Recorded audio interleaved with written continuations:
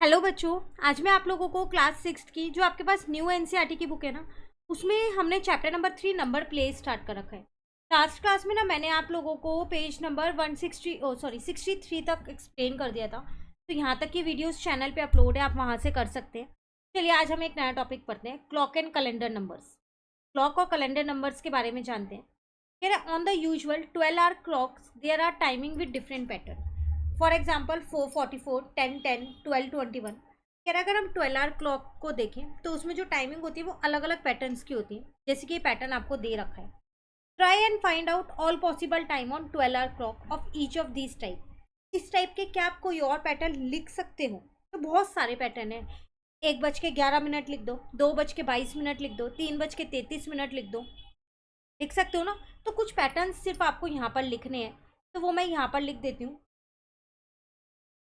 2:22 लिख दिए, 11:11 लिख दिए, ये भी लिख सकती हूँ। 4:44 ऑलरेडी लिखा है, ठीक है। 12:21 भी लिखा है, 3:33 लिख दिए। तो कोई सा भी पैटर्न आप इसके अंदर इस तरीके से लिख सकते हो। क्लियर? ठीक है। Manish has his birthday on 2012 20 दिसंबर 2012 को मनीष का बर्थडे आता है। Where the digits 201 and 2 repeat in that order. तो ये डिजिट्स रिपीट हो रही है एक ऑर्डर में, ठीक है। 2012 2012 बनना है ना, ये 2012 2012। Find some other dates of this form from the past. इसी तरीके से क्या आप कोई और डेट्स को निकाल सकते हो पास्ट से, जो ऐसे ही रिपीट हो रही हो? तो हम निकाल सकते हैं, ऐसा नहीं है कि हम नहीं निकाल सकते। पॉसिबल डेट्स काफ़ी सारी इस तरीके से और हो सकती हैं इसके अंदर। जैसे इन नंबर्स को ही रिपीट करना है तो आप यहाँ पर लिख सकते हो, यहाँ पर लिख देते हैं इसका आंसर। तो आप लिख सकते हो 1201 और 1201, क्योंकि वो कह रहा है पास्ट से लिखनी है, तो आप लिख सकते हो ना इस डेट को भी। 1910 और 1910 अगर हम दूसरा नंबर ले रहे हैं, पर देखो पैटर्न सेम है, 1910 1910। डिजिट हम कोई सी भी ले सकते हैं, ऐसा उसने नहीं बोला कि 201 को ही यूज़ करना है सिर्फ, ठीक है। कोई और पर्टिकुलर डेट अगर आप लिख सकते हो तो 20/11/2011। तो ऐसी और कई सारी डेट्स आप लिख सकते हो, आपकी मर्जी, आप कोई सी भी लिख सकते हो, पर एक पैटर्न बनना चाहिए। जैसे 1201 1201, 1910 1910, 2011 2011। तो इसी पैटर्न को फॉलो करना, ठीक है। अब कह रहे हैं हिज सिस्टर मेघना has her birthday on 11/02/2011 where the digits read the same from left to right and from right to left.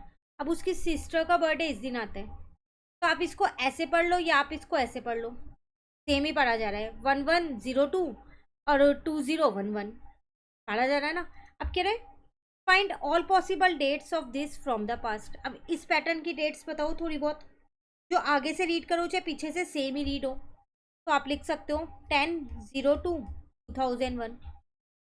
तो ये भी तो उल्टा करोगे 2001 है, ये भी। और लिख सकते हो 09/01 लिख दो और यहाँ पर लिख दो 1090। पास्ट से लिखनी है तो मैं सन को इतना पीछे तक लेके चली गई हूँ, ठीक है। तो ऐसे ही आप और डेट्स को भी यहाँ पर मेंशन कर सकते हो। क्लियर? चलिए अब यहाँ कह रहे हैं जीवन was looking at this year calendar. एक बॉय है जीवन, उसने इस साल का वो कैलेंडर देख रहा था। He start wondering why should we change the calendar every year. वो ये सोचते हैं हम हर साल कैलेंडर क्यों चेंज करते हैं। कैन वी नॉट री यूज द कैलेंडर, क्या हम सेम कैलेंडर अगले साल नहीं यूज कर सकते? और क्यों नहीं कर सकते, ऐसा वो सोच रहे हैं। You might have notice that last year calendar was different from this year. आपने नोटिस किया होगा कि जो लास्ट ईयर का कैलेंडर है वो इस ईयर के कैलेंडर से अलग है, और जो इस ईयर का कैलेंडर है वो नेक्स्ट ईयर के कैलेंडर से अलग होगा। होगा नहीं होगा? तो वही चीज़ वो यहाँ पर नोटिस कर रहे हैं, और जीवन ने भी किया और हमने भी किया, जो कि हमें पता ही है ये तो। But will any year calendar repeat again after some year. तो कभी ऐसा होता है कि पहले का कैलेंडर किसी साल में रिपीट हो, डेट वगैरह डेज वगैरह सब चीज़ एग्जैक्टली वही मैच हो? ऐसा हो सकता है क्या कभी? बिल्कुल हो सकता है। जो एक कैलेंडर है ना वो नॉर्मली 6 या 11 ईयर में रिपीट होता है, लेकिन वो डिपेंड करता है एक लीप ईयर पे, क्योंकि लीप ईयर में 366 डेज होते हैं। तो इसलिए जब लीप ईयर होता है ना तो वो कैलेंडर 28 ईयर्स के बाद रिपीट होता है। जैसे अब जो 2024 है ना, उसका जो कैलेंडर है वो पूरा रिपीट होगा 2052 में, क्योंकि 2024 हमारे पास लीप ईयर है, ठीक है। लेकिन अगर हम 2022 का कैलेंडर देखें जो कि लीप ईयर नहीं है, तो वो नॉर्मली 6 या 11 साल में रिपीट हो जाएगा। क्लियर है? तो यहाँ पर आपको वही चीज़ लिखनी है, तो मैं यहाँ ब्लैंक पे लिख देती हूँ, आप उसको नोट डाउन कर लेना। तो यहाँ मैं लिख देती हूँ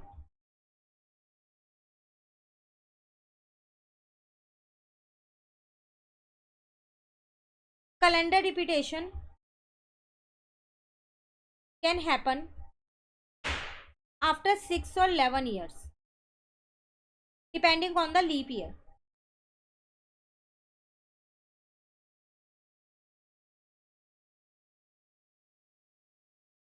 ठीक है, अब आपको पता है लीप ईयर में 366 डेज होते हैं, ठीक है।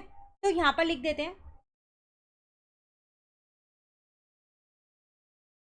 Leap year have 366 days,